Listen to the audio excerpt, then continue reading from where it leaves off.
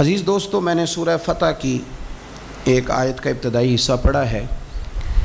نبی پاک صلی اللہ تعالیٰ علیہ وسلم عمرے کی حاضری کے لیے تشریف لے گئے تو مقام حدیبیہ پر کفار مکہ نے روک لیا اور کہا کہ آپ جنگ کے ارادے سے آئے ہیں تو ہم آپ کو مکہ میں داخل نہیں ہونے دیں گے۔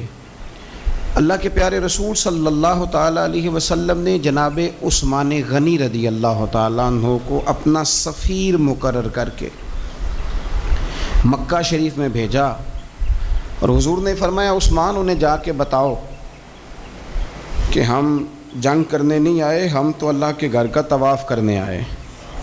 حضرت عثمان غنی وہاں تشریف لے گئے۔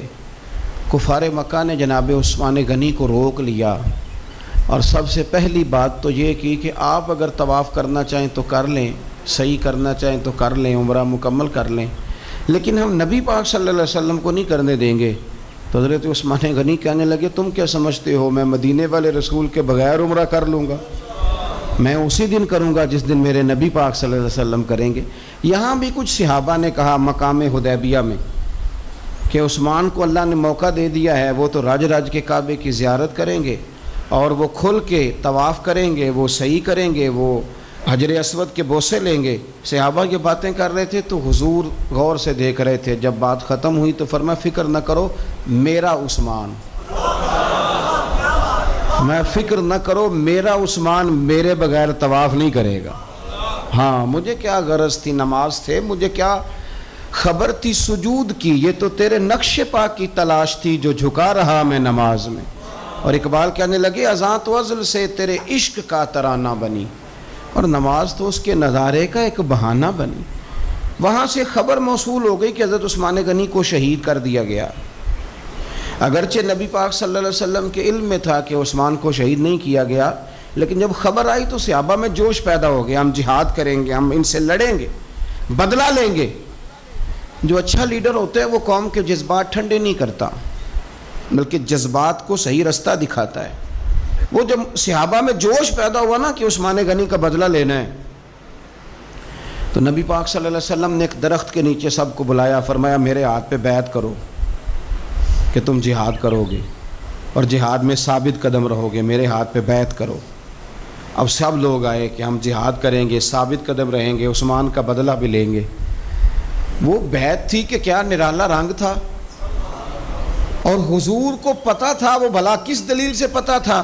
جب سے اب صحابہ بیعت کر چکے نا، اب جو آدمی شہید ہو جائے اس کی تو بیعت نہیں نہ ہوتی، لیکن نبی کریم نے اپنا دست مبارک کھڑا کیا، فرمایا بھی یہ میرا ہاتھ ہے اور یہ میرے عثمان کا ہاتھ ہے، اور یوں ہاتھ پہ ہاتھ رکھ کے فرمایا لو میں عثمان غنی کی بھی بیعت کرتا ہوں، عثمان غنی کی بھی بیعت کرتا ہوں۔ اب وہ صحابہ کے اندر جذبہ، وہ شوق، وہ حضرت عثمان کے لیے پیار، وہ جہاد کے لیے تڑپ اللہ تعالیٰ نے بیان کیا۔ کیا انداز ہے!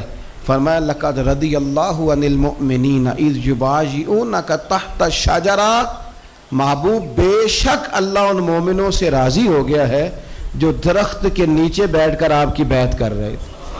اللہ ان اہل ایمان سے راضی ہے۔ میرے نبی پاک علیہ السلام نے فرمایا جن نے وہاں بیٹھ کر میرے ہاتھ پہ بیعت کی تھی، اس آیت کے بعد اللہ نے وعدہ کر لیا ان میں سے کوئی بھی دوزخ میں نہیں جائے گا، سارے جنتی ہو گئے۔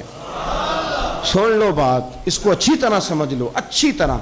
یہ قرآن مجید ہے، یہ خاص نقطہ ہے، اس کو اپنے دل میں جگہ دینا۔ انہوں نے جہاد کیا نہیں، جہاد پر بیعت کی، وہ لڑنے گئے نہیں، لڑنے کا پختہ ارادہ کیا، ابھی کفر کے مقابلے میں کھڑے نہیں ہوئے تو اللہ تعالیٰ نے جنتی قرار دے دیا۔ میں کہا کرتا ہوں کہ چلو جہاد جب آئے گا تب تو دیکھی جائے گی، ارادے تو کرو نا۔ رب تو ارادوں پر ہی جنت کے وعدے فرما دیتا ہے، ارادوں پر ہی۔ ہماری نیتیں ہی نہیں بنتی، ہمارا پروگرام ہی نہیں بنتا، ہمارا کوئی ایسا ذہن ہی نہیں بنتا۔ تو حضرت عثمان غنی کا یہ مرتبہ ہے کہ ان کے تعلق سے اگر میٹنگ بھی بیٹھے، بیعت بھی ہو تو اللہ تو ان بندوں سے بھی راضی ہو جاتا ہے جو ان کے لیے اکٹھے ہوتے۔ حضرت عثمان غنی میرے نبی پاک علیہ السلام کے صحابہ میں جید ترین آدمی، اور یہ حضور کے داماد ہیں۔ نبی پاک کی 4 بیٹیاں ہیں، اور یہ بات قرآن پاک سے ثابت ہے، کل ازواجک و بنات، اے محبوب اپنی بیویوں سے بھی کہہ دو اور بیٹیوں سے بھی کہہ دو۔ اللہ نے قرآن میں بیٹی نہیں کہا، بنات کہا، سورہ احزاب دیکھ لیجئے گا، اپنی بیویوں سے کہہ دو اور اپنی، تو بیٹیاں جو ہوتی ہیں وہ ایک ہوتی ہے. لوگ عمروں کا حساب لگاتے پھرتے ہیں، عمروں کا، اتنی عمر میں شادی ہو تو ہے. او خدا کے بندے تو کس چکر میں پڑ گیا ہے؟ جب رسول کریم صلی اللہ تعالیٰ علیہ وسلم کو رب کہہ رہے اپنی بیٹیوں سے کہہ دو. حضور کی 4 بیٹیاں، حضرت زینب حضور کی بڑی صاحبزادی ہیں، ان کی بڑی بیٹی حضرت امامہ بنت زینب صحیح بخاری میں موجود ہے. نبی پاک اپنی نواسی سے بڑا پیار کرتے تھے. حضور نکلنے لگتے نماز کے لیے تو بچی ضد کرتی، نانا میں نے نہیں جانے دینا. بڑا سیانہ بندہ بھی ہو تو چھوٹے بچوں سے ڈرتا ہے، چھپ کے باہر نکلنا پڑتا ہے، بچے نہیں نکلنے دیتے. حالانکہ بندہ کسی سے نہیں ڈر رہا، سمجھدار ہے، پر وہ کہتا ہے اسے ذرا سائیڈ پہ کر. پیار ہوتا ہے نا جی، دل نہیں. حضرت زینب کہتی ہیں کہ میری بیٹی ضد کرنے لگی، حضور نماز کے لیے جا رہے تھے، نانا کے ساتھ جانا ہے. میں نے بچی کو زبردستی پکڑا، میں نے کہا بیٹھ جاؤ حضور آپ جائیں. بچی رونے لگی تو حضور واپس آ گئے. تو کہتا ہے حضور کہ ہمیں باقی نواسیاں نہیں ملتے، بخاری میں پڑھ ہیں باقی کے بھی. نبی پاک واپس آ گئے اور فرمایا نہ زینب رلا دے مجھے، میں ساتھ ہی لے جاتا ہوں. ابا جان آپ نماز پڑھیں گے بچی سنبھالیں گے؟ فرمایا دونوں کام ہی کر لوں گا. حضور لے آئے جناب امامہ کو، اللہ اکبر کہہ کے نیت باندھی تو یہاں نواسی کو اٹھایا ہوا ہے. گویا نماز بھی ہو رہی ہے اور نواسی کی دل جوئی بھی ہو رہی ہے. امامہ بنت زینب کو حضور نے اٹھایا ہوا ہے. اللہ کے رسول رکوع میں گئے تو بچی کو کھڑا کر، شہزادی حضور کی زلفوں سے کھیلتی رہیں. سجدے میں گئے تو زلفوں سے کھیلتی رہیں. حضور پھر اٹھے تو بچی کو پھر اٹھا لیے. تو میرے رسول پاک کی 4 بیٹیاں. میں نے قصداً آج کچھ ایسی روایات آپ کے سامنے رکھنی ہے جس میں صرف حضرت عثمان غنی کی شان نہ ہو، جناب رقیہ کا بھی ذکر ہو. حضور نے حضرت رقیہ رسول پاک صلی اللہ علیہ وسلم کی دوسری صاحبزادی، سب سے بڑی جناب زینب ہے، دوسری رقیہ ہے، ان کا نکاح حضرت عثمان غنی کے ساتھ فرمایا. اور حضرت عبداللہ بن حزم فرمایا کرتے تھے سارے صحابہ ہی سونے تھے، پر صحابہ میں جو سب سے سونے تھے وہ حضرت عثمان غنی تھے. اونچا لمبا قد تھا، گھنی داڑھی تھی، حسن تھا، جمال تھا، اور شرمیلے تھے. حضرت عثمان غنی حیا والے تھے. حضرت اسامہ بن زید رضی اللہ تعالیٰ عنہ فرمانے لگے، یہ طبرانی کی حدیث ہے، حضرت اسامہ بن زید کہتے ہیں گھر میں نا سالن پکا نبی پاک صلی اللہ علیہ وسلم، حضور نے سالن کھایا تو بڑا مزیدار لگا. یہ بھی دل کا انوکھا سودا ہے کہ جب کچھ چیز اچھی لگے تو پھر اپنے یاد آتے. آپ یقین کریں پھر بندہ کہتا ہے تھوڑی پیک بھی کرا لوں بچوں کے لیے، اپنے یاد آتے ہیں. حضرت اسامہ بن زید کہتے ہیں سالن بڑا عمدہ تھا، گوشت پکا تھا، حضور نے تھوڑا سا برتن میں ڈالا، فرمایا جا میری بیٹی رقیہ کو دے آ. جناب اسامہ بن زید رضی اللہ تعالیٰ عنہ فرماتے ہیں کہ تو میں چھوٹا تھا، دوسرا بھی پردے کی آیتیں بھی نازل نہیں ہوئی تھیں، ایک دوسرے کے گھروں میں بلا روک ٹوک لوگ آیا جایا کرتے تھے. آپ فرماتے ہیں وہ سالن کا برتن لے کے جب میں پہنچا نا حضرت عثمان غنی کے گھر، دونوں میاں بیوی ایک چارپائی پہ بیٹھے تھے. فرماتے ہیں میں نے بھی دنیا دیکھی پر اتنا سونا جوڑا میں نے بھی کبھی نہیں دیکھا. آپ فرماتے ہیں کبھی میں سیدہ رقیہ کی جانب دیکھتا، کبھی حضرت عثمان غنی، اور مجھے بھول ہی گیا میں کس کام آیا ہوں، مجھے بھول گیا، میں محو ہو گیا. کہتے ہیں کہ وہ حضور کے داماد اور شہزادی کو دیکھ کے میری نظریں ہٹتی ہی نہیں. کہتے ہیں جب میں دیر تک دیکھتا رہا تو عثمان غنی مسکرائے، فرمانے لگے اسامہ کدھر آئے تھے یار؟ تو جیسے بندے کی آنکھ کھل جاتی ہے. میں نے کہا جی میں سالن دینے آیا تھا. کہتے ہیں میں نے پیش کیا. جب میں واپس گیا سارے رستے پروگرام بناتا گیا کہ عرض کروں گا یا رسول اللہ، یہ چاؤ ہوتا ہے نا، یہ چاؤ ہوتا ہے. گاؤں میں کسی کی بارات آتی ہے تو پرانی عورتیں جو ہوتی تھیں وہ دولہا دیکھ کے کہتی تھی اللہ نے بڑی سونی جوڑی ملا دی. کیا بات، یہ ایک چاؤ ہوتا ہے، شوق ہوتا ہے. حضرت سیدنا اسامہ بن زید فرماتے ہیں میں سارے رستے پروگرام بناتا گیا کہ عرض کروں گا حضور کمال ہے، کیا اللہ نے آپ کی شہزادی کو اور آپ کے داماد کو نوازا ہے، کمال ہے. کہتے ہیں میں پروگرام بناتے جا رہا تھا لیکن جیسے ہی میں پہنچا حضور کے حجرے میں قدم رکھا مجھے بتانا ہی نہیں پڑا. حضور مسکرا کے فرمانے لگے اسامہ میری بیٹی اور میرے داماد کو دیکھا؟ یا رسول اللہ دیکھا. فرمایا اتنے سونے لوگ پہلے بھی کبھی دیکھے؟ میں نے عرض کی حضور نہیں، میں نے پہلے. کیا بریلی کے امام کا انداز ہے. فرماتے ہیں تیری نسل پاک میں ہے بچہ بچہ نور کا، کیونکہ تو ہے عین نور تو تیرا سب گھرانہ ہی نور کا. حضرت عثمان غنی رضی اللہ تعالیٰ عنہ اور جناب رقیہ خوبصورت ترین. اچھا مکہ شریف میں بڑے ظلم کیے لوگوں نے مسلمانوں پہ. مسلمان مجبور ہو گئے ہجرت کرنے کے لیے. ایک ہجرت مدینہ شریف سے پہلے ہوئی تھی, اس کو ہجرت حبشہ کہا جاتا ہے. اس ہجرت حبشہ میں نبی پاک کی شہزادی جناب رقیہ بھی شامل تھی اور حضرت عثمان غنی بھی شامل تھے. حضرت رقیہ نے اجازت مانگی, یا رسول اللہ سب لوگ حبشہ جا رہے ہیں تو میں اور عثمان بھی چلے جائیں. تو نبی پاک صلی اللہ علیہ وسلم نے فرمایا چلے جاؤ, یہاں کافر تنگ کرتے ہیں, وہاں جا کے یکسوئی سے رہو گے. یہ دونوں میاں بیوی چلے گئے, ہجرت کر لی حبشہ کی جانب اللہ کے راستے میں. حدیث میں مجموع الزوائد میں جو لفظ ہے نا وہ نرالے ہیں. صحابہ فرماتے ہیں حضور ہر آنے جانے والے سے پوچھتے میری رقیہ کا کیا حال ہے, میرے عثمان کا کیا حال ہے, لیکن خبر نہ کوئی ملتی. حضور پریشان رہتے. صحابہ فرماتے ہیں ایک عورت ایک دن آئی, نبی پاک علیہ السلام نے اس سے بھی فوراً پوچھا بتاؤ نا میرے عثمان اور رقیہ کا کیا حال ہے, ملی ہو؟ کہنے لگی یا رسول اللہ میں مل کے آئی ہوں. عثمان کو تو اللہ نے شان ہی بڑی دی ہے, وہ مٹی کو بھی ہاتھ لگاتا ہے تو رب اسے سونا بنا دیتا ہے. وہ تو کمال ہو گئی. اللہ کے حبیب وہ بڑے سکون میں ہیں, سکھی ہیں. اب حضور نے بیان کیا مجموع الزوائد میں اور تاریخ الخلفاء میں امام سیوطی علیہ رحمہ نے اس کو لکھا. اب یہاں نبی پاک علیہ السلام فرمانے لگے, حضور فرمانے لگے اللہ کے نبی حضرت لوط علیہ السلام وہ تھے جنہوں نے اپنی بیوی کے ساتھ اللہ کے راستے میں ہجرت کی تھی. حضرت لوط علیہ السلام. ہجرت بہت بڑا مقام ہے اگر کوئی دین کے لیے کرے, لیکن صحابہ نے ہجرت کی تو اکیلے اکیلے. حضرت ابو بکر بھی ہجرت کر کے گئے تو اکیلے, حضرت عمر بھی گئے تو اکیلے. لیکن حضور فرمانے لگے انبیاء میں سے حضرت لوط علیہ السلام نے ہجرت کی تھی اپنی بیوی کے ساتھ, چونکہ گھر والوں کو لے کے ہجرت کرنا مشکل ہوتا ہے. جو کام مشکل ہو اس پہ اجر بھی زیادہ ملتا ہے. حضرت لوط نے ہجرت کی تھی اپنی بیوی کو لے کے.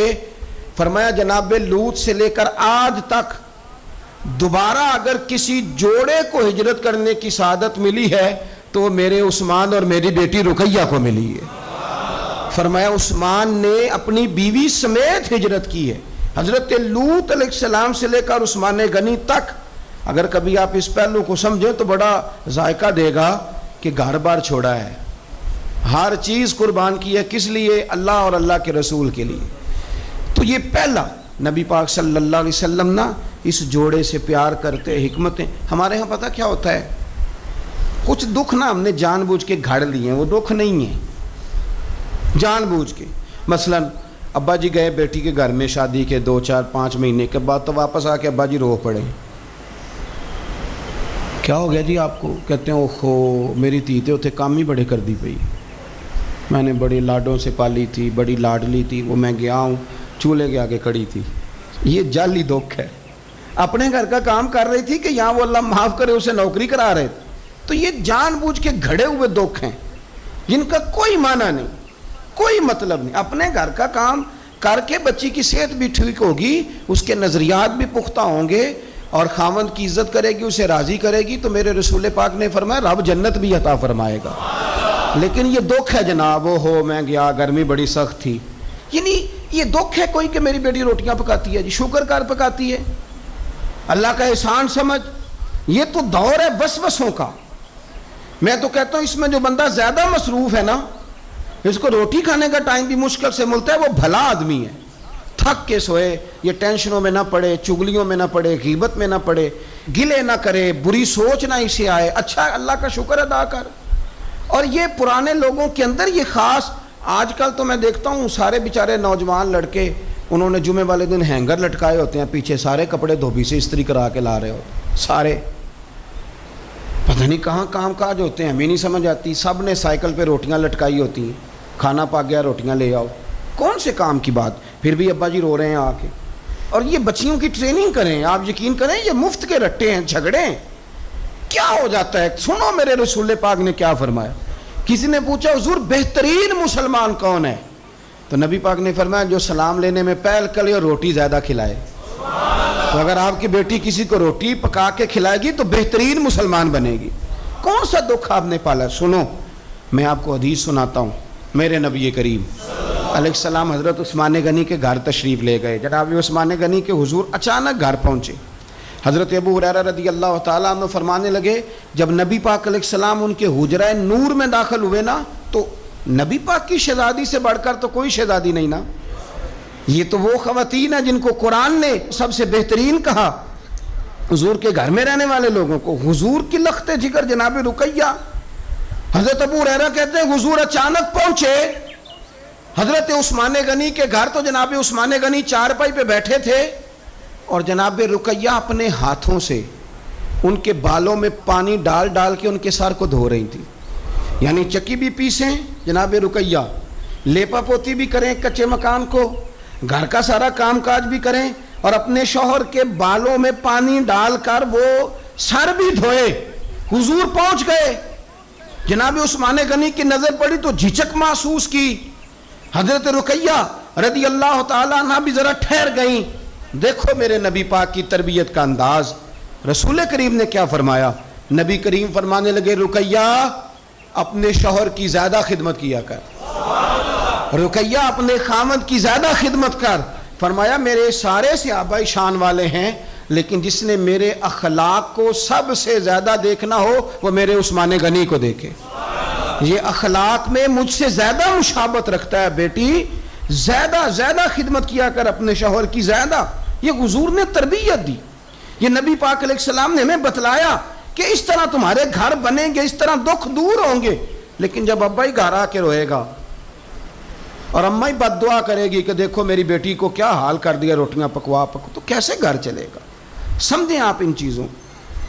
حضور سید عالم صلی اللہ تعالیٰ علیہ وسلم نے فرمایا اور خدمت کر. ایک دن پھر حضور گئے گھر میں تو جا کر کے پوچھا کہ عثمان غنی کہاں ہیں؟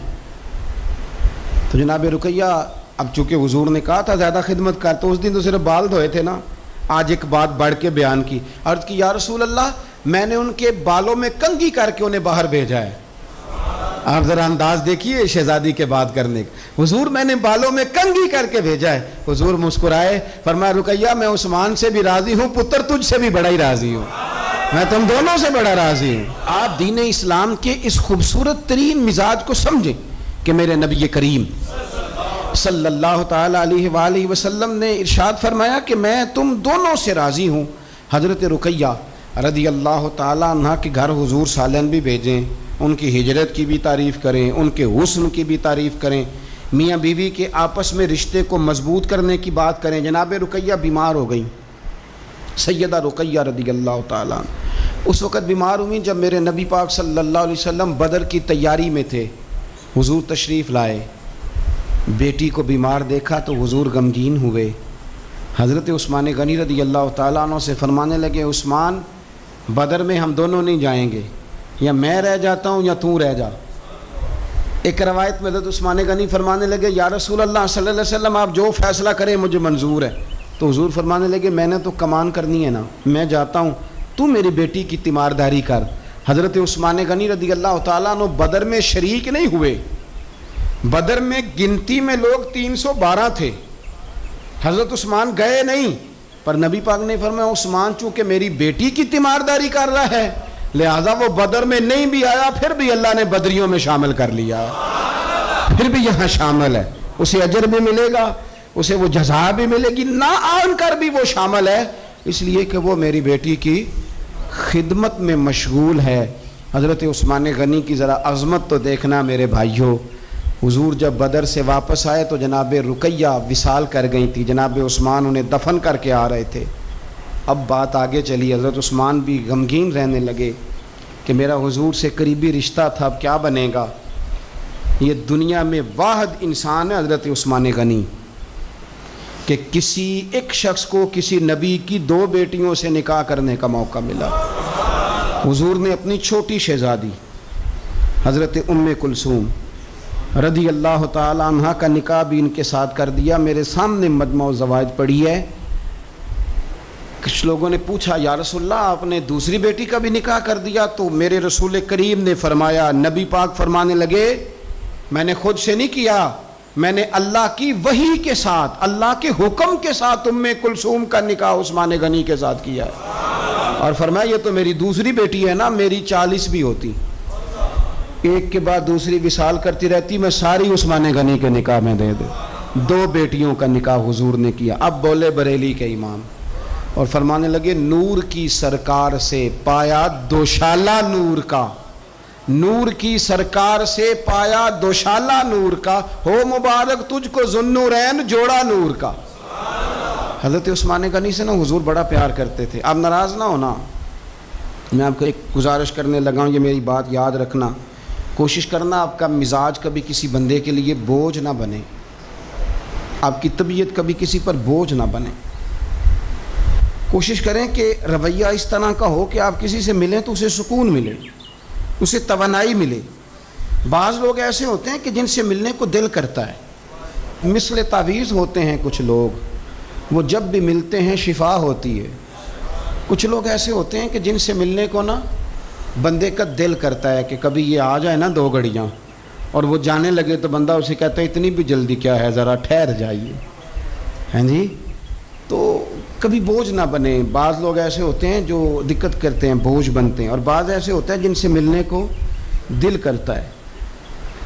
کیا خوبصورت حدیث ہے، حدیث کی راوی سیدہ عائشہ صدیقہ ہیں۔ بڑی چیزیں میں نے پڑھی حضرت عثمان کے بارے میں، بڑی کتابیں دیکھی، لیکن یہ بات پڑھ کے نا تو کلیجہ بڑا ٹھنڈا ہو گیا۔ پیار بہت سارے لوگوں سے ہوتا ہے یار، یہ تو نہیں ہے نا کہ پیار نہیں۔ نبی پاک کا جو حضرت ابوبکر صدیق سے پیار ہے، اس کا دنیا میں کوئی انکار کر سکتا ہے؟ حضرت عمر کو جو حضور چاہتے ہیں کوئی انکار کر سکتا ہے؟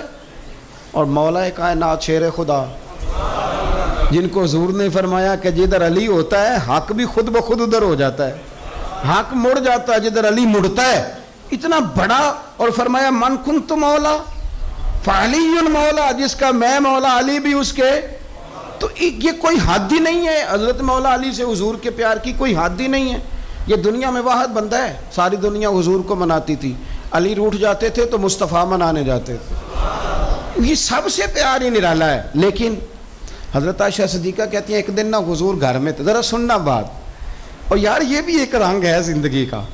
اور مطلب آپ کیا سمجھتے ہیں کہ وہ جو لیڈر ہے اس کے سینے میں دل کوئی نہیں، وہ جو سیٹھ ہے اس کے سینے میں، آپ کا کیا خیال ہے کہ جو مفتی ہو گیا تو اس کے سینے میں دل نہیں رہا، جو پیر ہو گیا تو کیا اس کے سینے میں پتھر بن گیا، دل نہیں دھڑکتا؟ درد اگرچہ جان گسل ہے، کیا کروں، دل ہے۔ غم عشق اگر نہ ہوتا تو غم روزگار ہوتا۔ یہ ہوتا ہے، دل میں درد بھی ہوتا ہے، کسی کو ملنے کو بھی دل چاہتا ہے، انسان سفر بھی کرتا ہے، کبھی وہ کہتا ہے کہ اور کوئی نہ ہو، میں ہوں، میرا محبوب ہو، دل جو ہوا کیا کیا جائے۔ تو ایک دن حضور گھر میں بیٹھے بیٹھے نا، میں یہ تو نہیں کہتا کہ سرکار بور ہو رہے تھے، میں یہ جملہ تو نہیں بولتا، شایان شان نہیں سرکار کے، لیکن نبی کریم صلی اللہ علیہ وسلم بیٹھے بیٹھے نا چپ کر گئے، اور دیر کے بعد حضور نے فرمایا، عائشہ تھی سیدہ عائشہ صدیقہ، سیدہ حفصہ تھی، حضور نے فرمایا عائشہ کسی صحابی کو بلاؤ مجھ سے باتیں کریں۔ یعنی یہ پہلو نرالا ہے، کسی کو بلاؤ ذرا مجھ سے باتیں کرے۔ تو جناب عائشہ کہتی ہیں میں نے آؤ دیکھا نہ تاؤ دیکھا، بیٹیاں تو بات ہی باپ کی کرتی ہیں، اور نمبر دوسرا لگ جائے تو پھر بھائیوں کی، چلو تیسرے نمبر پہ میاں صاحب کی بھی باری آ ہی جاتی ہے، لیکن پہلے یہ 2 نمبر یہ ہوتا ہی ایسے۔ تو حضور نے فرمایا کسی کو بلاؤ ذرا مجھ سے باتیں کرے۔ تو حضرت عائشہ صدیقہ عرض کرنے لگی حضور بلاؤں اپنے ابا جان کو، جناب صدیق اکبر کو بلاؤں؟ حضور مسکرائے اور مسکرا کے فرمایا نہیں تو رہنے دے، پیار بڑا ہے اس میں کوئی شک والی نہیں، تو رہنے دے۔ تو حضرت حفصہ کہتی ہیں جب حضرت عائشہ پیچھے ہٹی تو میں نے فوراً آگے بڑھ کے نا تو عرض کی حضور میں اپنے ابا جی جناب عمر کو بلاؤں؟ تو حضور پھر مسکرائے، فرمایا ٹھیک ہے عمر بھی، پر تو مہربانی کر رہنے دے، قربان جاؤں حضرت عثمان آپ کی شان پر، کیا نصیبہ ہے۔ کہتی ہیں پھر ہم نے عرض کی حضور آپ ہی بتا دیں کس کو بلائیں؟ تو کہتی ہیں ہم نے حضور کے چہرے پر عجیب سی سنجیدگی دیکھی، حضور فرمانے لگے کوئی میرے عثمان کو بلاؤ، کوئی میرے عثمان کو بلاؤ، میں اس سے باتیں کرنا چاہتا ہوں۔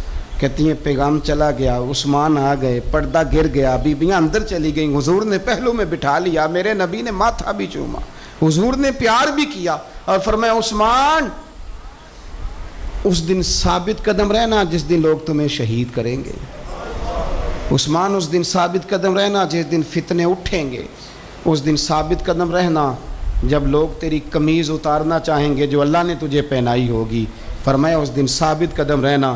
حضرت سیدنا عثمان غنی نے آنکھ اٹھائی، ہلکے سے آنسو چمکے، عرض کی حضور آپ دعا کر دینا، اللہ عثمان کی مدد فرما دے گا۔ دعا حضرت عثمان غنی کو تو حضور بلا کے نا کہ یار اس کیفیت کو سمجھو، اتنا میٹھا بندہ۔ حضرت عثمان غنی بالکل نرم مزاج آدمی تھے، ٹھنڈی طبیعت کے تھے، لیکن حضرت عائشہ کہتی ہیں حضور لیٹے ہوئے تھے تو ذرا پنڈلی سے نا تامت مبارک کٹی ہوئی تھی، یہ بخاری مسلم ہے۔ حضرت ابو بکر آئے تو حضور لیٹے رہے، بات چیت ہوتی رہی، جناب عمر آئے لیٹے رہے، بات ہوتی رہی۔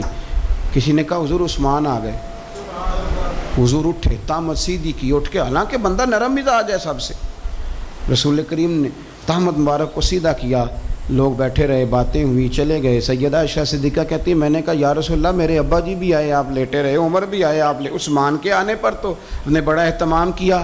تو حضور فرمانے لگے عائشہ اس سے حیا نہ کرو جس کی فرشتے بھی حیا کرتے ہیں۔ اللہ کرے آپ کو سمجھ آئے، میں بات ختم کرنے لگا ہوں، یہ حدیث پڑھنی ضروری ہو گئی تھی۔ اور اس کی حیا نہ کرو جس کی فرشتے حیا کریں، جس کی مصطفیٰ حیا کریں۔ وہ کتنا نالائق امتی ہے جو اس عثمان کی حیا نہ کرے، وہ کتنا نالائق ہے جو پھر اس عثمان غنی کی حیا نہ کرے۔ ہمیں ہر موقع پر سیدنا عثمان غنی کی حیا کرنی۔ حضرت عثمان غنی کی زندگی کے 3 پہلو بڑے نمایاں ہیں، 3 پہلو بڑے۔ ایک تو حضرت عثمان غنی رضی اللہ تعالیٰ عنہ بہت زیادہ سخاوت کرنے والے تھے۔ میں نے جو لفظ کہے سوچ سمجھ کے کہے، یعنی زیادہ نہیں، بہت زیادہ سخاوت، بہت زیادہ سخاوت۔ اور دوسرا بہت زیادہ شرم و حیا والے تھے، فرماتے تھے باتھ روم کے اندر بھی کپڑے اتار کے غسل نہیں کرتا، شرم و حیا والے تھے۔ اور تیسرا اللہ سے بہت زیادہ ڈرنے والے۔ یہ 3 خوبیاں جس مسلمان کے اندر پیدا ہو جاتی ہیں وہ ایک خوبصورت مسلمان بن جاتا ہے۔ آپ ذرا غور کریں، ان کو نا بات منوانی بھی آتی تھی۔ اعلیٰ حضرت کا فتویٰ ہے کہ جمعے کی دوسری اذان جو ہے نا وہ خطیب کے سامنے کھڑے ہو کے نہیں دینی چاہیے، باہر دروازے پہ دینی چاہیے۔ اعلیٰ حضرت رحمۃ اللہ علیہ نا جبل پور چلے گئے، سفر تھا، وہاں آپ کے 2 خلفاء تھے، باپ بیٹا، مولانا عبدالسلام بھی خلیفہ تھے، مفتی برہان اللہ ان کے بیٹے وہ بھی خلیفہ تھے۔ فاضل بریلوی جب وہاں پہنچے نا، عالم وہ نہیں ہوتا کہ جو بات لچھے دار تقریر کر کے تو گزر جائے، عالم وہ ہوتا ہے جس کو بات کرنی بھی آتی ہو اور ذہن میں اتارنی بھی آتی ہو۔ وہ شخص ہے جو پختہ علم رکھتا ہو، اسے پتا ہو کہ کس حکمت کے ساتھ لوگوں کو بات سمجھانی ہے۔ کلم الناس علی قدر عقولہم، اگرچہ مدرسین کی بھی بڑی بات ہے لیکن ٹھہر ٹھہر کر طریقے سے پیار سے ہمارے بزرگ سمجھاتے تھے۔ اعلیٰ حضرت سے وہاں کسی نے پوچھا جی جمعے کی دوسری اذان کہاں پڑھنی چاہیے؟ تو اعلیٰ حضرت فرمانے لگے باہر پڑھنی چاہیے۔ آپ نے وہ فتویٰ دے دیا، وہاں جناب لڑائی شروع ہو گئی۔ وہاں لوگوں نے کہہ دیا جناب ہمارے ہاں 40 سال سے ہو رہی ہے، کسی نے کہا 35 سال سے۔ اعلیٰ حضرت فرمانے لگے دین تجربے سے نہیں آتا، دین علم سے آتا ہے۔ یعنی 40 سال تجربہ ہو گیا تو اس کا مطلب ہے آپ عالم ہو گئے۔ دین کا تعلق تجربے سے، وہ علم سے ہے۔ وہ بحث ہو گئی۔ اعلیٰ حضرت نا انگریز کی عدالت نہیں جاتے تھے، فرماتے تھے عدالت تو وہ ہوتی ہے جہاں عدل ہوتا ہے، آپ اس کو کچہری کہتے تھے، عدالت کہتے ہی نہیں تھے، اور کبھی گئے ہی نہیں تھے۔ انہوں نے مقدمہ کرا دیا، اعلیٰ حضرت پرچہ کٹوا دیا، جی مولانا نے فساد کرا دیا۔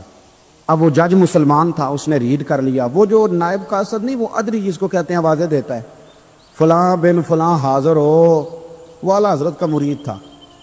آپ نے اسے بلا کے نا تو ساری بات سمجھا دی، وہ سمجھ گیا کرنا کیا ہے۔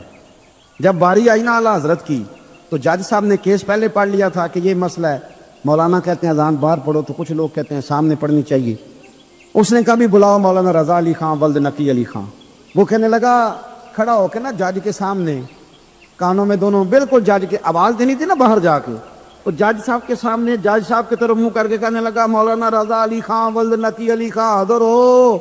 اور جج کہنے لگا بیوقوف باہر جا کے کہنے لگے یہی تو میرے پیر کہتے ہیں، یہی تو وہ فرماتے ہیں کہ خطیب تو آیا بیٹھا جمعہ پڑھانے، وہ تو آیا ہوا ہے، باہر جا کے کہے جو نہیں آئے انہیں بھی پتہ چل جائے کہ جمعہ پڑھنا ہے، یہی تو وہ کہتے ہیں۔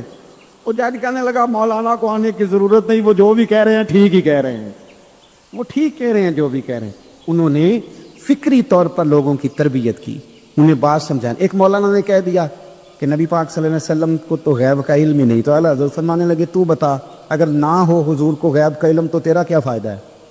سوچنے کی بات ہے نا بھائی، کوئی اختلاف نہیں، لیکن کسی کا کیا نقصان ہے اگر اللہ اپنے نبی کو غیب کے خزانوں کی چابیاں دے؟ ہے کسی کا نقصان؟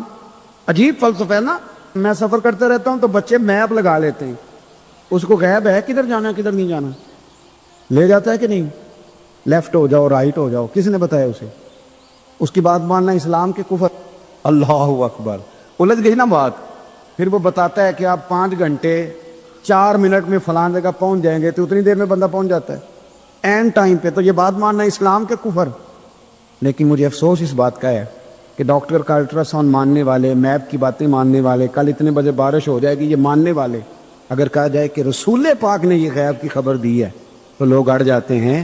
اعلیٰ حضرت فرماتے ہیں یوں نہ کرو، جسے کوئی سائنسدان پڑھائے اگر وہ بہت ساری باتیں بتا سکتا ہے تو جسے رب رحمان پڑھائے۔ الرحمن علم القرآن خلق الانسان، میں تم بات ہی نہیں مانتے؟ فاضل بریلوی نے الدولت المکیہ پوری کتاب لکھی ہے، اور آپ فرماتے ہیں اللہ نے سب سے زیادہ غیب کی خزانوں کی چابیاں اپنے نبی کو عطا فرمائی ہے۔ تو آپ نے ہر محاذ پر حضور کی شانیں بیان فرمائی، نبی پاک کی عظمتوں کے تذکرے کیے۔ آپ نے فرمایا کہ اولیاء اللہ، صوفیاء، بزرگ، ان پر تنقید نہ کرو۔ ہمارا نا آج مزاج بن گیا ہے، میں اکثر کہتا ہوں کہ لوگوں کا ذائقہ خراب ہو گیا ہے۔ یہ جو لوگ کہتے ہیں نا نماز میں دل نہیں لگتا، محفل میں سرور نہیں آتا، ہم جب اینک تنقید کی لگا کے جاتے ہیں تو کیسے مزہ آئے گا؟ جب ہم سامنے والے کو اچھا ہی نہیں سمجھ رہے، سب سے اچھے ہم خود ہیں۔ میں اکثر کہا کرتا ہوں کہ جب تک ہم تھوڑا سا نیچے بیٹھ کے اوپر نہیں نہ دیکھتے، بندے ہمیں بڑے نظر نہیں آئیں گے، چھوٹے چھوٹے نظر آئیں گے۔ ہم ہمیشہ اوپر کھڑے ہو کے نیچے دیکھتے ہیں۔ مہربانی فرمائیں۔ تو بڑی شاندار بات لکھی اعلیٰ حضرت بریلوی نے ملفوظات شریف میں۔ آپ فرماتے ہیں 2 بڑے زبردست قاری تھے، تلفظ اچھا ہی ہونا چاہیے، لیکن اس کا یہ مطلب نہیں کہ پھر آپ سب پہ تنقید ہی کرتے رہیں۔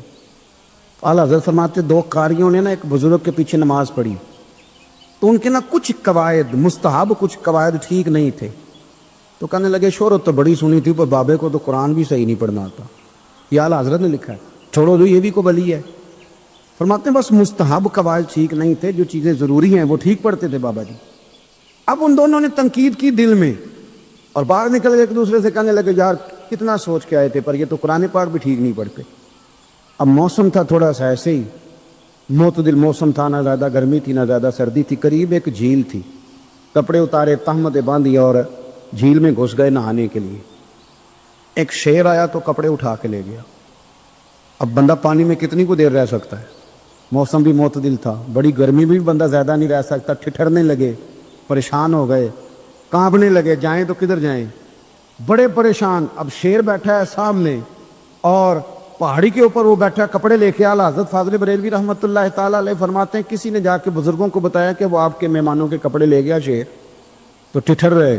وہ بزرگ آئے اور آ کے نا تو شیر کو آواز دی، اللہ ہر مشکل دی کنجی یارو ہاتھ مرداں دے آئی۔ شیر کو آواز دی، کہنے لگے ادھر آئے نا، وہ آیا تو تھپکی دی۔ فاضل بریلوی نے حقوق والدین پہ لکھا، حقوق اولاد پہ لکھا، استاد کے حقوق پہ لکھا، شاگرد کے حقوق پہ لکھا، اعلیٰ حضرت نے پڑوسیوں کے حقوق پہ لکھا، فاضل بریلوی رحمۃ اللہ نے پیر اور مرید کے حقوق پہ لکھا، اعلیٰ حضرت نے شرطیں بیان کی مرید کس کا ہونا ہے، شرائط۔ فرمایا سب سے پہلے 4 شرطیں دیکھو پھر بیعت کرنا۔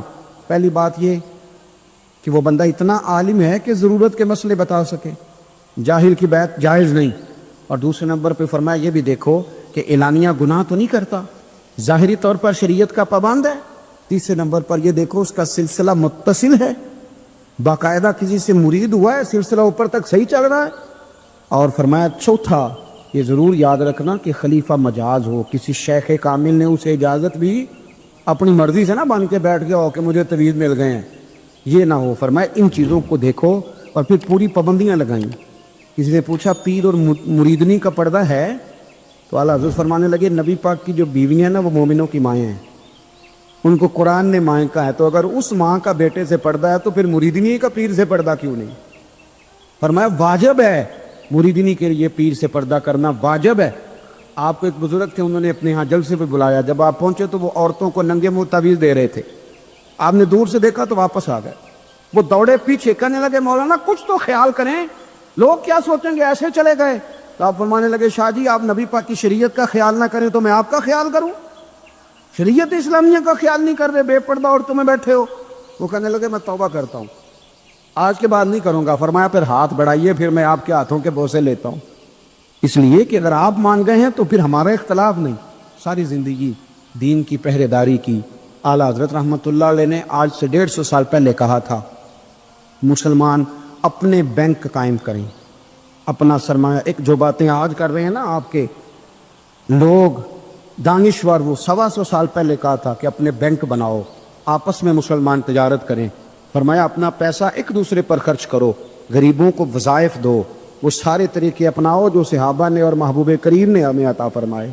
मुसलमानों की फलाह पर उन्होंने बड़ा काम किया। वो ज़माना, इकबाल पहले कहा करते थे सारे जहां से अच्छा हिंदुस्तान हमारा, फिर अल्लाह ने तौफीक दी तो कहने लगे नहीं, ख़ास है तरकीब में कौम रसूल हाशमी। आला हज़रत उसी ज़माने से कह रहे थे नहीं भाई, ये मुस्तफ़ा के ग़ुलाम हैं, उनका मनसब और मेयार अलग है। बड़ी मोहब्बत से ज़िंदगी गुजारी, अल्लाह से बड़ा डरते थे। सैयद अयूब अली रज़वी साहब आपके खलीफा हैं। तो कहते हैं एक छोटा सा बच्चा सुबह सुबह आ गया, कहने लगा हुजूर आपकी कल दावत करनी आ जाएंगे? आपने फरमाया आ जाऊँगा। कहने लगा मैं यतीम हूँ, बाप मेरा फौत हो गया और मेरा बड़े दिल करता है आपसे मोहब्बत हो गई। फरमाया कब आऊँ? उसने कहा कल आ जाना। क्या खिलाओगे? तो चने की दाल उसने झोली में डाली। कहने लगा हुजूर मैं ले आया और रात को भिगाऊंगा, कल आपको खिलाऊंगा। आप बीमार रहते थे, दोपहर को सूजी के बिस्कुट खाया करते थे। सैयद साहब कहते हैं जब वो जाने लगा तो आला हज़रत फरमाने लगे अगर इजाज़त दो तो एक बंदा साथ ले आऊँ। कहने लगा ले आओ। फरमाते हैं उसके घर गए तो अंदर बैठने की जगह भी नहीं थी। 1000 किताब के मुसन्निफ, लाखों करोड़ों मुरीदों के पीर, उम्मत मुस्लिमा कितने बड़े लीडर। कहते हैं उसने ना बाहर गली के बाहर दरवाजे के बाहर चटाई बिछा दी। कहने लगा हुजूर अंदर जगह नहीं है, मेरी अम्मा है और आप औरतों से बड़ा पर्दा करते हैं। आला हज़रत बाहर बैठ गए ज़मीन पर। इसको कहते हैं लाजपाल पीर। बाहर बैठ गए, वो चने की दाल लाया और बाजरे की मोटी रोटियां। आपको तकलीफ रहती थी पेट में, आप वो चीज़ें इस्तेमाल नहीं करते थे, पर 1.5 रोटी खाई। खाने के बाद का जाएं, कहने लगा नहीं मेरी अम्मा आग जला रही है, चाय पी के जाना। वो चाय आई, जो बंदा सड़क से गुजरता हुजूर यहाँ बैठने फरमाया जाओ काम करो, दावत हमारी है तुम्हारी नहीं, जाओ अपना काम करो। वहाँ बैठ के खाना खाया। जब वापस निकले तो उस बच्चे ने इजाज़त दी जाइए। वापस आए तो कुछ चेहरे पे कमज़ोरी के आसार थे, कुछ तकलीफ पेट में शुरू हो गई। सैयद साहब कहने लगे हुजूर आपने क्या किया, आप बीमार हो जाएंगे।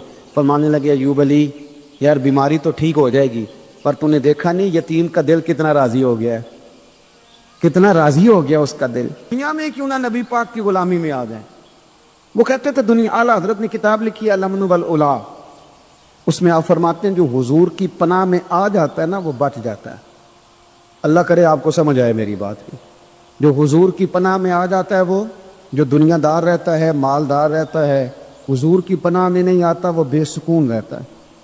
फरमाते यहाँ दुनिया में भी हुजूर की पनाह में आ जाओ, आज ले उनकी पनाह। और आज दलील आपने इब्ने माजा की हदीस लिखी है, हज़रत तमीम दारी हदीस के रावी हैं, आला हज़रत ने लिखी है। फरमाते हैं जो हुजूर की पनाह में आया बच गया। दलील देते हैं, फरमाया इंसान तो इंसान, जानवर भी आते थे तो बच जाते थे। हज़रत तमीम दारी रज़ियल्लाहु तआला अन्हु फरमाते हैं कि हम खड़े थे, एक ऊँट दौड़ता हुआ आया, नबी करीम सल्लल्लाहु अलैहि वसल्लम के पहले उसने कदमों पे सजदे किए। सहाबा कहने लगे तो हमें भी इजाज़त दें। फरमाया वो तो बेज़ुबान है, उसे तो पता कोई नहीं, पेशे नज़र है वो नौबहार, सजदे को दिल है बेकरार, रोकिए सर को रोकिए यही तो इम्तिहान है। फरमाया उसे क्या पता, तुम तो मुकल्लफ हो शरीयत के, तुम्हें इजाज़त नहीं है। और आला हज़रत ने 2 टोक लिखा है, फरमाया सिवाय खुदा के किसी को ताज़ीमी सजदा भी हराम है। ये नोट कर ले मेरी बात। और आला हज़रत ने फतावा रज़विया में लिखा है किसी कब्र पे जाओ तो 4 हाथ दूर खड़े रहो। अल्लाह करे आपको समझ आए। कितने हाथ? 4 हाथ दूर खड़े रहो, सूरत फातिहा पढ़ो, दुरूद शरीफ पढ़ो, जिस कब्र पे गए हो उनकी रूह को इसाले सवाब कर, उनके वसीले से दुआ मांगो। आला हज़रत फरमाते हैं कब्र को सजदा बिल इत्तिफाक हराम है, तवाफ कब्र का करना बिल इत्तिफाक हराम है। बोसा लेने में इख्तलाफ है कि जायज़ है कि नाजायज़ है, लेकिन बोसे से भी चूंकि शक पड़ता है तो फरमाते हैं अहमद रज़ा की राय ये है कि बोसा लेने से भी बचा जाए। वो आ गया तो इससे अगली बातें करता, बस खामोश रह, बादब रह और पीछे रह। तो हज़रत तमीम दारी कहते हैं ये हदीस आला हज़रत ने लिखी है लमन वल उला में। फरमाते हैं कि ऊँट ने पहले सजदा किया, कदम चूमे, फिर उसने हुजूर के कान में कोई बात कही। रोज़े दे दिवाले ने गुलामां दियां टोलियां, एक रुपया सुनदा है करोड़ां दियां बोलियां। यानी ऊँट ने बात की तो हुजूर ने वो भी सुन ली। आला हज़रत कहते हैं जो पनाह में आता है बच जाता है। कहते हैं रसूल करीम ने ना ऊँट की पुश्त पे हाथ फेरा, اور اللہ کے محبوب فرمانے لگے فکر نہ کر، اب تو آ گیا ہے نا، تو جیسے تو کہے گا ویسے ہی ہو جائے گا، جیسے تو کہے گا ویسے ہی۔ ابن ماجہ میں موجود ہے، پر میں چونکہ فاضل بریلوی رحمۃ اللہ علیہ کی کتاب سے پیش کر رہا ہوں الامن والالا سے، تو میں اسی انداز میں پیش کر رہا ہوں جس انداز میں وہاں ہے۔ حضرت تمیم داری کہتے ہیں کہ ہماری سمجھ میں بات کوئی نہ آئی، تھوڑی دیر گزری تو کچھ لوگوں نے ہاتھوں میں رسیاں پکڑی ہیں، خنجر پکڑے ہیں، دوڑے آئے، یا رسول اللہ یہ ہمارا اونٹ ہے۔ حضرت تمیم داری کہتے ہیں میں نے دیکھا کہ جب وہ آ گئے نا خنجر لے کے، تو اونٹ حضور کے پیچھے چھپ گیا۔ آج لے ان کی پناہ، آج مدد مانگ ان سے، وہ حضور کے پیچھے چھپ گیا۔ تو کہتے ہیں کہ نبی کریم صلی اللہ تعالیٰ علیہ وسلم نے فرمایا کیا مسئلہ ہے بھائی؟ یا رسول اللہ ہمارا اونٹ ہے، ذبح کرنے لگے تھے دوڑا آیا ہے۔ حضور فرمانے لگے وہ تو تمہاری شکایت کر رہا ہے۔ وہ کہتا ہے یا رسول اللہ میں نے برسوں ان کی نوکری کی، برسوں میں نے بڑی نوکری کی۔ صحیح کہتا ہے یا رسول اللہ؟ ٹھیک کہتا ہے۔ حضور اب بوڑھا ہو گیا ہوں، تھوڑا زیادہ بوجھ نہیں اٹھا سکتا، تو مجھے ذبح کر کے کھانا چاہتے ہیں، میں مرنا نہیں چاہتا۔ نبی کریم فرمانے لگے اچھے لوگ یہ صلہ دیتے ہیں؟ انہوں نے کہا عرض کی حضور آپ حکم کر دیں، ہم اس کو چھوڑ دیتے ہیں یا رسول اللہ، نہیں ذبح کریں گے، خدمت کریں گے۔ حضور فرمانے لگے نہیں، اب میرے پاس آیا ہے نا، اب میں نے واپس نہیں کرنا، آج ہو گیا ہے، آج لے ان کی پناہ، آج مدد مانگ ان سے، آج ہو گیا یا رسول اللہ پھر رکھ لیں۔ حضور نے فرمایا نہیں بھائی پیسے بتاؤ کتنے؟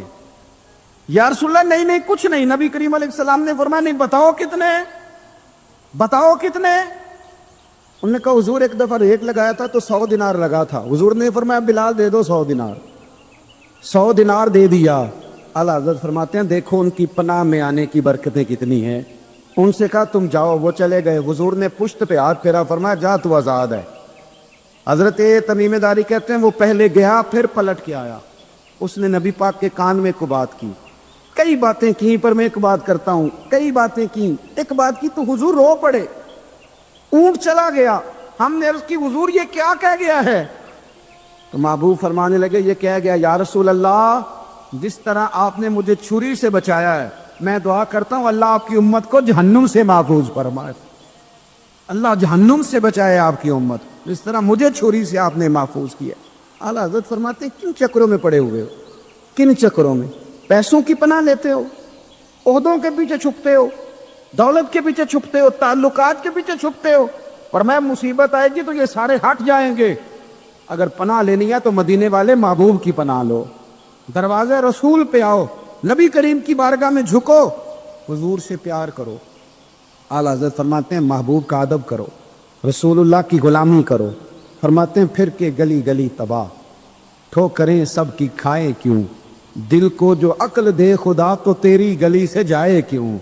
اور فرمانے لگے جان ہے عشق مصطفیٰ، روز فزوں کرے خدا، جس کو ہو درد کا مزہ وہ ناز دوا اٹھائے کیوں، جس کو ہو درد کا مزہ وہ ناز دوا اٹھائے کیوں۔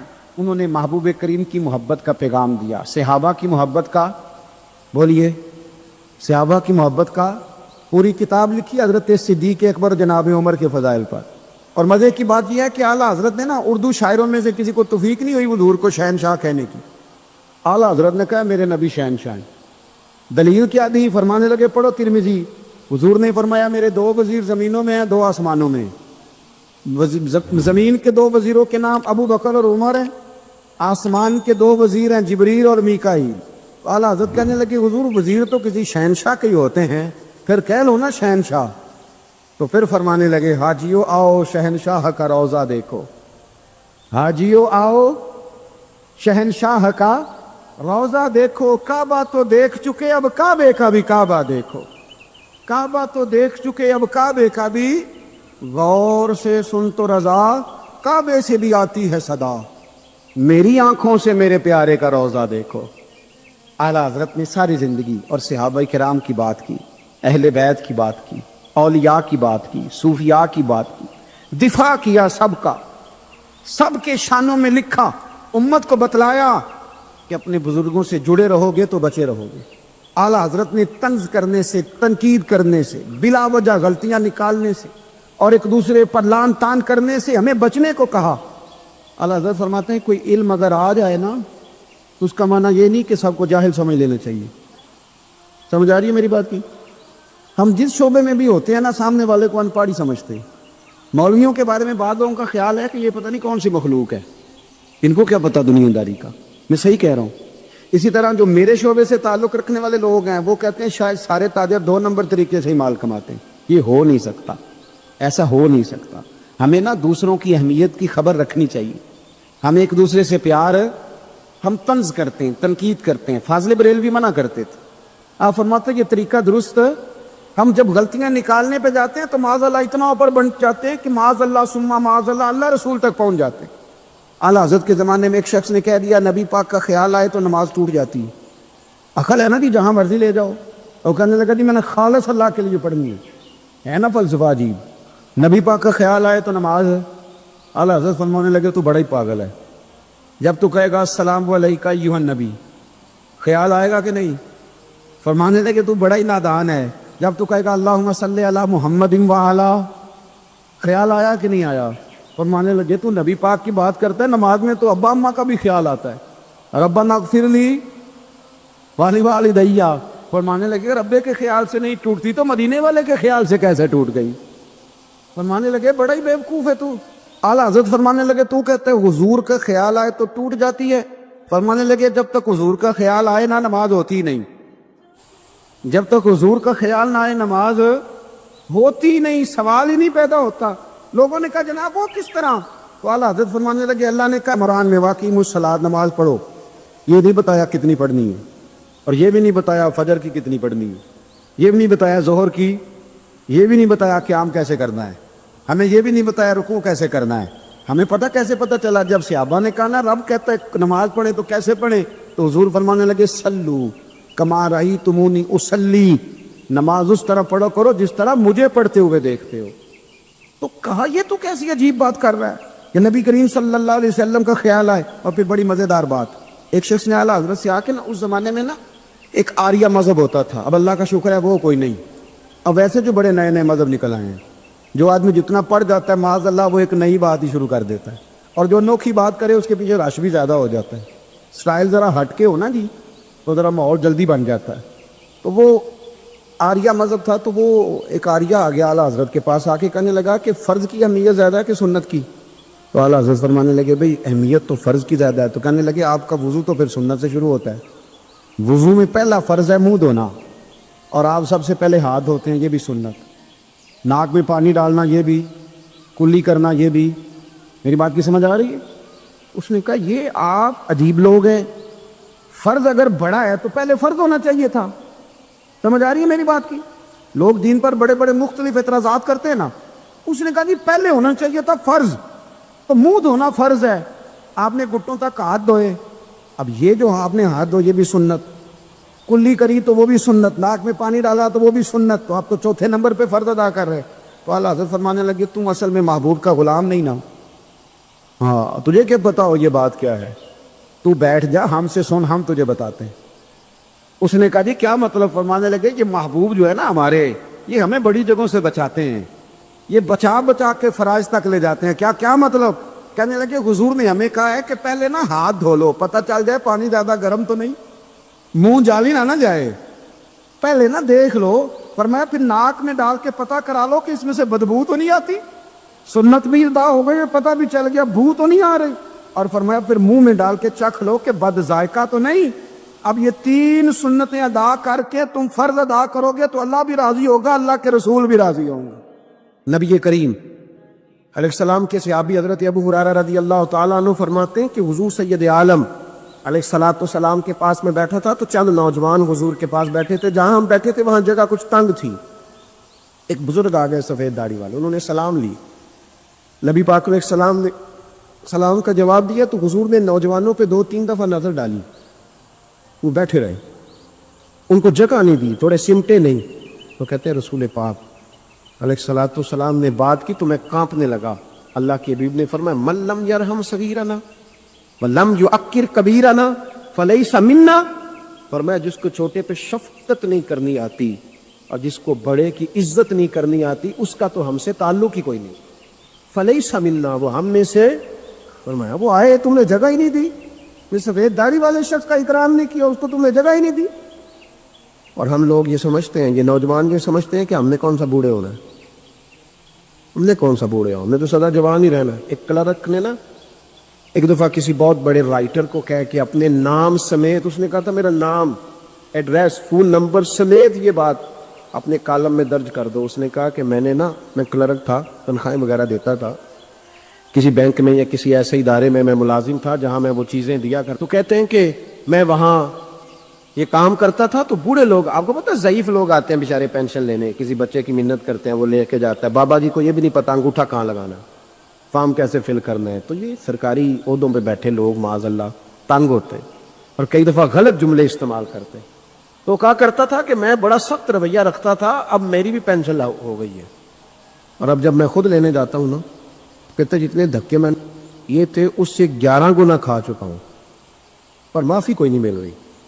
تو لوگوں کو یہ میرا نام لے کے ایڈریس سمیت بتا دیں کہ اگر اپنا بڑھاپا سیف کرنا چاہتے ہیں تو اپنی جوانی محتاط کریں، اگر اپنا بڑھاپا سیف کرنا چاہتے ہیں تو اپنی جوانی، اور بڑھاپے میں باتیں برداشت ہوتی، جوانی میں برداشت ہوتی ہیں، بڑھاپے میں تو لفظ صحیح بھی نہیں جاتے، آنسو خود بخود نکل جاتے ہیں جب بچہ بات کرتا ہے۔ سنو یہ نوجوان یہ حدیث یاد کر لیں، یہ طبرانی میں موجود ہے، میرے نبی کریم علیہ الصلوۃ والسلام نے فرمایا یہ حدیث یاد کر لینی ہے، پڑھیے درود صلی اللہ ہو، پھر کہیے صلی اللہ ہو، چلے تیسری دفعہ بھی پڑھ لے صلی اللہ ہو۔ رسول پاک علیہ الصلوۃ والسلام نے فرمایا جو شخص اپنی جوانی میں کسی بوڑھے کی عزت کرے گا، جب وہ بوڑھا ہوگا تو اللہ اسے کئی گنا بڑھ کے اس کی عزت کرائے گا، اس کی کی گئی عزت سے کئی گنا بڑھ کے رب پھر اس کی عزت کرائے گا۔ نوجوان اکرام کرنا سیکھیں، بزرگوں کا احترام کریں، اپنے بڑوں کے ساتھ، اور بڑوں میں جتنے بھی صاحب فضیلت بڑے ہیں، آپ کا جو استاد ہے وہ آپ کے لیے بڑا قابل احترام ہے، بڑا قابل احترام ہے۔ میں ماسٹر کی ڈگری لینے کے بعد اب بھی کبھی گاؤں میں اپنی پرائمری کے ٹیچروں کو دیکھتا ہوں، اب بھی تو احساس پیدا ہوتا ہے کہ یہ اگر ہمیں وہ الف با تا سا نہ پڑھاتے، شروع کی کتابیں یہ المدہ عام نہ پڑھاتے تو پھر اس سے آگے بھی ہمیں پڑھنا نہ آتا۔ اور اگر آپ کو اللہ تعالیٰ سمجھ دے نا، توفیق دے، تو یہ سمجھے کہ جو چھوٹا استاد ہوتا ہے اس کی محنت زیادہ ہوتی ہے۔ ہاں یونیورسٹی والے جو ٹیچر ہیں تو لیکچر دے کے چلے جاتے ہیں، تو وہ جس نے رٹا لگایا نا پہاڑے یاد کرانے کا، وہ جس نے آپ کو املا لکھنی سکھائی ہے نا، اس کی محنت، اگرچہ اس کی تعلیم میٹرک پی ٹی سی ہے، اگرچہ اب آپ اس سے کئی گنا زیادہ تعلیم حاصل کر گئے، لیکن اصل مشقت اس قاری صاحب کی ہے جس قاری نے آپ کو قاعدہ پڑھایا ہے، جس نے تلفظ ٹھیک کرایا ہے۔ ابتدائی کتابوں کے اساتذہ کی مشقت زیادہ ہوتی ہے، بڑے لوگ تو لیکچر دے کے چلے جاتے ہیں۔ تو بھائی ادب کرنا سیکھیں۔ میرے رسول پاک صلی اللہ علیہ وسلم نے ارشاد فرمایا، حضور فرمانے لگے ایک تیرا باپ وہ ہے جس کی صلب سے تو پیدا ہوا، اور ایک تیرا باپ وہ ہے جس نے اپنی بیٹی دے کے تجھے بیٹا بنایا، اور فرمایا ایک تیرا باپ وہ ہے جس نے تجھے تعلیم دی۔ وہ تیرا باپ ہے، اس کا اکرام کر، اس کا ادب۔ اور حضرت مولا علی شیر خدا نے تو شیروں جیسی بات ہی کر دی۔ بڑے لوگ بڑی بڑی باتیں، اتنی بڑی بات اس موضوع پر میں نے تلاش کیا ہے، میں نے بڑے لوگوں کو پڑھا ہے اس عنوان پر، لیکن اتنی بڑی بات کہیں نہیں ملی۔ حضرت علی المرتضی رضی اللہ تعالیٰ عنہ فرمانے لگے جس نے مجھے ایک حرف سکھایا ہے وہ میرا استاد ہے، اگر وہ چاہے تو مدینے کے چوک میں کھڑا کر کے مجھے بیچ دے، میں اس کے ہاتھوں بکنے کو بھی تیار ہوں۔ وہ جس نے مجھے ایک حرف، اساتذہ کا احترام نہیں، اساتذہ پریشان، استاد تو بیچارہ روز کٹہرے میں کھڑا ہے، روز کٹہرے میں، روز لوگ اس کو کہتے ہیں کہ جناب آپ نے یہ بات کیسے کر دی، آپ کی جرت کیسے ہوئی۔ اور جو لوگ، میں ایک کالج میں تھا چند دن پہلے، تو وہاں میرے جاتے ایک جھگڑا شروع تھا کہ جناب ہم کب سے آئے بیٹھے ہیں، تو ٹیچر کہتی ہے کہ یہ پیریڈ ختم ہوتا ہے تو پھر چھٹی دینی ہے، تو پہلے چھٹی دے، کیونکہ ماں بدولت آ چکے ہیں۔ اکرام نہیں، جو قومیں ادب نہیں کرتی وہ تعلیم کبھی بھی حاصل ہے، اور تعلیم حاصل کر بھی لیں تو تعلیم کا فیض نہیں پا سکتے۔ فیض ادب سے ملتا ہے۔ امام اعظم ابو حنیفہ، امام ابو یوسف سے کسی نے کہا کہ یہ امام اعظم کیوں ہیں؟ فرمانے لگے یہ بڑے امام اس لیے ہیں کہ بڑا ادب کرتے، بڑے اس لیے ہیں کہ بڑا ادب۔ امام صاحب کے ساتھ 4-5 شاگرد بیٹھے تھے، ایک باغ میں آپ تشریف فرما تھے۔ تو اب تو ہمارے ہاں بڑی آسانی ہے، کتابوں کو آپ کمپیوٹر سے سرچ کر سکتے ہیں، حوالے بڑی آسانی سے مل جاتے ہیں۔ اب بھی بڑا مشکل ہوتا ہے، کتاب سے ڈھونڈنا بڑا مشکل ہے۔ ہم اپنے طالب علموں کو کبھی کہتے ہیں نا صرف کتاب ہی ڈھونڈ کے دے دو، تو وہ کہتے ہیں جی اس کو آپ لگایا ہی حروف ترجیح کے حساب سے کریں تاکہ ہمیں یہ مشقت نہ کرنی پڑے. آپ اس کو روح ترجیح کے مشورے دیتے. کوئی کہتا ہے جی آپ فن کے لحاظ سے کتاب میں حدیث علیحدہ رکھا کریں, تفسیر علیحدہ رکھا کریں, تاکہ ہمیں کوئی مطلب حرکت نہ کرنی پڑے. مشورے دیتے ہیں, چلو اچھے بچے بھی ہوتے ہیں, سارا کچھ ساتھ ساتھ ہی ہے. تخریج کا کام کرنا بڑا مشکل ہے آج بھی. جب آپ نے صحیح مطالعہ کرنا ہو تو پھر موبائل شوبائل بند کر کے ہی ہوتا ہے. جب آپ نے کسی چیز پہ ریسرچ کرنی ہے, اس کو ہر لحاظ سے اور ہر زاویے سے آپ پڑھنا چاہتے ہیں, پھر یہ مشقت والا کام. اس زمانے میں زیادہ مشقت ہوتی تھی, گرمی بڑی سخت تھی, تو امام اعظم رحمۃ اللہ علیہ نے 2-3 شاگرد منگا لیے. اب بڑی ساری سہولیات ہیں. جب ہم کچھ صفحہ 2-3 صفحے محفوظ کرنا چاہتے ہیں تو اس کا طریقہ ہم یہ رکھتے ہیں کہ ہمارے پاس پنیں ہوتی ہیں, پن لگا لی, اتنے صفحے سائڈ پہ کر لیے, پھر کئی بہت ساری آسانیاں ہیں. اس زمانے کے اندر بڑا مشکل ہوتا تھا, کچھ کاغذ بھی بڑا مہنگا تھا, چیزوں کو سمیٹنا, اور اگر کچھ چیز بکھر جاتی تھی دوبارہ حاصل کرنا ایک مشقت والا کام. تو امام صاحب رحمۃ اللہ علیہ باغ میں بیٹھے تھے, کچھ حدیثوں پر کام ہو رہا تھا, ان کی جو روایات تھیں اس کے راوی جو تھے وہ مرتب کیے جا رہے تھے, چیزوں پر فقہ کے اصول بنائے جا رہے تھے. شاید 2, 4, 5 شاگرد بھی بیٹھے تھے. باغ کے ساتھ کچھ بچے کھیل رہے تھے, تو گیند گری ایک بچے کی. تو آپ کو پتہ ہے کہ ایک بچے کی ویسے ڈیوٹی لگائی جاتی ہے گیند ہی پکڑنے کی, کھڑا کرتے ہیں نا نہیں پیچھے اس کو کہ تو نے صرف گیند ہی پکڑنی ہے. مجھے چونکہ دلچسپی نہیں میچ سے, لہٰذا مجھے زیادہ نام وام نہیں آتے کچھ کو کیا کہتے ہیں. تو اس کو کھڑا کیا تھا انہوں نے پیچھے. وہ گیند اچانک آ گئی نا جب باغ میں, تو بچہ دوڑا آیا, 12-14 سال کا بچہ. جب وہ آیا نا باغ میں تو امام صاحب نے آؤ دیکھا نہ تاؤ دیکھا, امام صاحب جھٹ سے اٹھ کے کھڑے ہو گئے. اور جب کھڑے ہوئے تو وہ کاغذ جو تھے وہ سارے بکھر گئے. اب امام صاحب کھڑے ہوئے تو شاگردوں کو بھی کھڑا ہونا تھا, وہ بھی سارے کھڑے ہو گئے, ان کا بھی سارا سامان بکھر گیا, ٹوٹ گیا, دائیں بائیں چیزیں ہو گئیں. بچہ چلا گیا, امام صاحب بیٹھ گئے. شاگرد بڑے ادب والے تھے, انہوں نے پوچھا بھی نہیں کیا معاملہ ہے. اب نئے سرے سے ساری ترتیب دوبارہ سے لگائی گئی. تھوڑی دیر گزری تو بچہ پھر باغ میں آ گیا. امام صاحب پھر اٹھ کے کھڑے ہو گئے, پھر ساری چیزیں بکھر گئی. تیسری دفعہ وہ پھر آ گیا. اب پتہ نہیں وہ کتنی دفعہ آئے گا, بار بار شاگردوں کو بھی اٹھنا پڑتا, وہ کاغذات سارے بکھر جاتے. بالآخر ایک شاگرد بول پڑے, کہنے لگے حضور یہ تو بچہ ہے, کہ 100 دفعہ آئے گا. تو امام صاحب نے برجستہ جواب دیا, فرمایا اگر یہ 100 دفعہ آیا نا تو ابو حنیفہ 100 دفعہ اٹھ کے کھڑا ہوگا, میں کھڑا ہوگا, تمہیں تو نہیں نہ پابند کر رہا. کہ حضور ماجرا کیا ہے, کون ہے یہ بچہ؟ امام صاحب فرمانے لگے یہ میرے استاد کا پوتا ہے, یہ میرے شیخ کا پوتا ہے, میرے مرشد کا پوتا ہے. اصلہ نال جے نیکی کریے تو نسلاں تاک نہیں بھول دے, ہاں بے اصلہ نال نیکی کریے تو پھل کلیاں نال تول دے. یہ میرے حضرت کا پوتا ہے, اس گھر سے میں نے فیض لیا ہے. فرمایا میں نے نمک کھایا ہے, یہ کیسے ہو سکتا ہے کہ یہ آئے اور میں اٹھ کے کھڑا نہ ہوں, یہ 1000 دفعہ بھی آئے تو میں کھڑا ہوں گا. تو امام ابو یوسف فرماتے تھے اس دن مجھے سمجھ آئی کہ یہ جو امام صرف امام نہیں, امام اعظم ہے نا, یہ بڑے اس لیے ہے کہ انہوں نے ادب بڑے بڑے کیے, انہوں نے اکرام بڑے بڑے کیے. خدا کے بندے سمجھتے نہیں, اس شخصیت کے بارے میں لب کشائی کرتے ہو, ان کے بارے میں جن کے بارے میں میرے کریم رسول علیہ السلام نے فرمایا میرے ساتھ جس نے نیکی کی میں نے بدلہ دے دیا, ابو بکر کا بازو پکڑ کے اللہ کی بارگاہ میں لے جاؤں گا, کہوں گا یا اللہ تو ہی اسے احسانوں کے بدلے عطا فرما. کیا بات کرتے ہیں, اس شخص کے اتنی خشکی ہو گئی ہے دماغوں میں, سوچنا سمجھنا ہی لوگوں نے چھوڑ دیا ہے. حضرت سیدنا ابو بکر صدیق کہتے ہیں میں دیکھ رہا تھا گرمی بڑی شدید ہے, لوگ کہتے ہیں جی آپ حدیث پاک بیان کریں, آپ ان کا کوئی کلام سنائیں, تو میں کیا کرتا ہوں ذات سے پیار نہ ہو تو بات سے بھی نہیں ہوتا, پہلے ذات سے پیار کر لو پھر ان کی بات سے بھی پیار. یہ دیکھو نا جناب صدیق اکبر رضی اللہ تعالیٰ نے تبلیغ نہیں کر رہے اس وقت, وہ دعوت دین نہیں دے رہے, بتا کیا رہے ہیں, کہ بار بار چہرہ دیکھتا تو حضور سید عالم صلی اللہ تعالیٰ علیہ وسلم کو نا پسینہ مبارک آ رہا تھا, تو میں کوئی چھاؤں ڈھونڈنے لگا. ایک جگہ میں نے دیکھا ایک ڈھلان ہے پہاڑ کی, اس کے نیچے کوئی جگہ دی, میں نے جا کے جلدی سے صاف کی, میں نے وہاں کوئی چیز بچھائی. ایک روایت ہے چمڑے کا بستر بچھایا, اور ایک میں آتا ہے کہ اپنی چادر اتار کے بچھائی, امامہ کھول کے بچھایا, کریم محبوب صلی اللہ تعالیٰ علیہ وسلم کو وہاں لٹایا. کہتا اب میں ڈھونڈنے لگا کوئی ٹھنڈی چیز مل جائے گا. ہاں میری بات کو سمجھے, جس طرح کوئی لاڑ نہیں لڑاتا کسی کے, جس طرح اماں بڑا پیار کرتی ہے تو وہ خیال نہیں کرتی اس کی دھوپ کا, چھاؤں کا, کپڑے کا, آنے کا, بیٹھنے کا. کسی نے کہا تھا کہ ٹوٹ جانوں میں کھلونوں کی طرح ہوتا ہے, آدمی عشق میں بچوں کی طرح ہوتا ہے. ٹوٹ جانے میں کھلونوں کی طرح ہوتا ہے اور آدمی عشق میں بچوں کی طرح وہ ضدیں کرتا ہے، نہیں میں نے اماں کے پاس ہی جانا ہے، نہیں میں نے اماں کے پاس ہی جانا ہے، کیونکہ آدمی عشق میں بچوں کی طرح ہوتا ہے۔ حضرت ابوبکر صدیق رضی اللہ تعالیٰ عنہ کہتے ہیں میں ڈھونڈ رہا تھا کوئی ٹھنڈی چیز، اور پردیس کا ماحول ہے، مسافر ہے ہم، چرواہا بکریاں چرا رہا تھا، میں نے اسے کہا تھوڑا دودھ دے دو گے؟ اس نے کہا زیادہ پیسے لوں گا۔ میں نے کہا جتنا تیرا دل کرے لے۔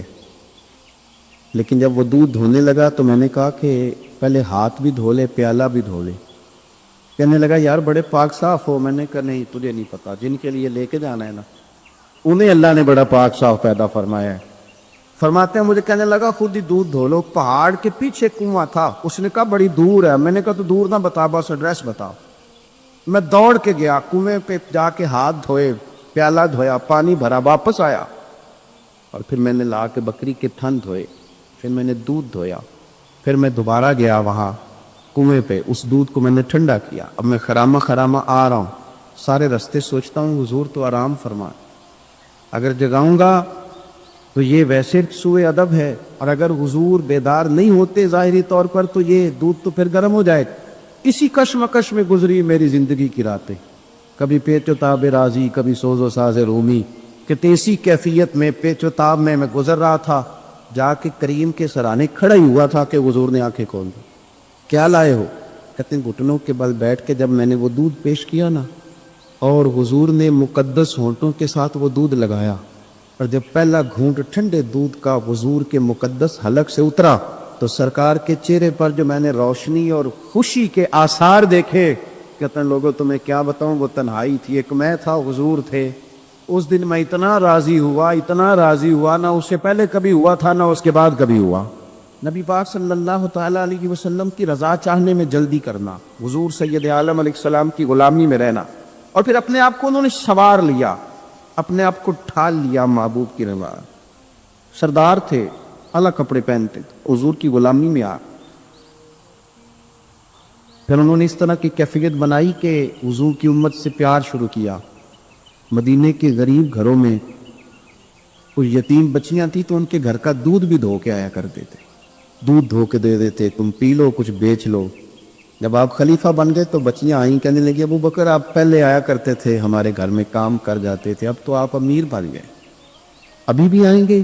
حضرت صدیق اکبر کچھ غم تازہ تھا، حضور کے وصال ظاہری کو چند دن ہوئے تھے، آنسوؤں سے آنکھیں بھر گئیں، اور چہرہ صاف کرتے ہوئے کہنے لگے پتر پہلے تو میں اپنی مرضی سے آتا تھا، اب تو حضور کی امت نے میری ڈیوٹی لگا دی، اب تو میری مدینے والے کی امت کی نوکری کرنا ڈیوٹی لگ گئی، اب تو میں ڈیوٹی سمجھ کے آؤں۔ عاجزی، انکساری، سادگی، تھوڑا کھانا۔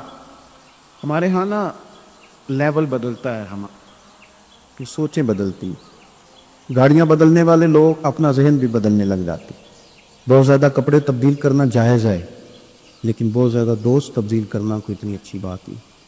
بہت زیادہ اچھے سے اچھے مکانوں میں چلے جانا تو درست ہے، لیکن اپنے پچھلے محلے کو بھول جانا اور وہاں بسنے والے لوگوں کو پینڈو کہہ کے طنز کرنا اور وہاں کے لوگوں پہ تنقید کرنا، یہ اخلاقی طور پر چھوٹے لوگوں کا طریقہ ہے۔ بڑے لوگ یہ کام نہیں کرتے، وہ اپنی اصل پہ قائم رہتے، انہیں اپنی پچھلی یادیں وقار کے ساتھ اور فخر کے ساتھ یاد رہتی، اور وہ حسین لمحات میں اپنے آپ کو محسوس کرتے ہیں جب واپس پلٹ کر کے جاتے ہیں۔ حضرت ابوبکر صدیق رضی اللہ تعالیٰ عنہ امیر المومنین بن گئے، بہت بڑا درجہ ہے، اور آج کل کی عمارتیں نہیں۔ آج جس طرح لوگ امیر ہوتے ہیں نا، 4 پائے ہوتے ہیں کرسی کے، تو جو بھی وزیر اعظم بنتا ہے ایک پایا اس کا ہل ہی رہا ہوتا ہے، تو وہ ملک سنوارنے سے زیادہ اس پائے کی بھی چہرہ فکر میں رہتا ہے کہ کہیں میری کرسی نہ گر جائے۔ کام کیا کرنا ہوتا ہے، حکومت اپوزیشن اپنے رٹوں سے نہیں نکلتی، قوم کا ملت کا کیا سوچے، سارا دن ایک دوسرے کے بارے میں سوچ کر کے ٹائم گزار۔ لیکن حضرت ابوبکر صدیق خلیفہ بنے تھے جہاں امیر کی اطاعت واجبات میں سے تھی، لوگ ان کی بات پر سر تسلیم خم کرتے تھے۔ خلیفہ کے بہت سارے حقوق دین نے بیان کیے، اولی الامر کے تحت آپ کی بڑی شان تھی، لیکن زندگی وہی سادگی والی، انداز وہی عاجزی والا، طریقہ وہی۔ آپ نے پانی مانگا، مجھے پانی چاہیے، امیر المومنین ہے، کتنی چیزیں ہیں، اب تو عام سادے لوگوں کے گھروں میں بھی فریزر میں کیا کچھ پڑا ہے اور چیزیں کھانے کی باری نہیں آ رہی، تو پانی مانگا تو کسی نے نا شہد اور دودھ پیش کیا، بڑی چیزیں ہوتی ہیں نا الگ سے، بڑے لوگوں کے لیے دودھ اور شہد پیش کیا تو جناب صدیق ایک پر رو پڑے، فرمانے لگے نہیں پانی لاؤ۔ حضور یہ چلیں آپ نہ پیئے پر رونے والی کیا بات ہے؟ فرمانے لگے مجھے ڈر لگتا ہے میں کہیں دنیا دار نہ بن جائے، لے جاؤ۔ کہ حضرت کیا مطلب؟ فرمانے لگے میں حضور سید عالم صلی اللہ علیہ وسلم کی بارگاہ عالی مرتبت میں حاضر تھا تو حضور کہہ رہے تھے کسی چیز کو دور ہو جا، دور ہو جا، دور ہو جا، چیز کوئی نظر نہیں آ رہی تھی۔ کچھ دیر سب لوگ خاموش رہے تو میں نے عرض کی حضور کچھ ہماری رعایت فرما دیں، کس کو دور کر رہے ہیں آپ؟ تو محبوب فرمانے لگے یہ دنیا کا مال ہے، دنیا داری ہے، میرے قریب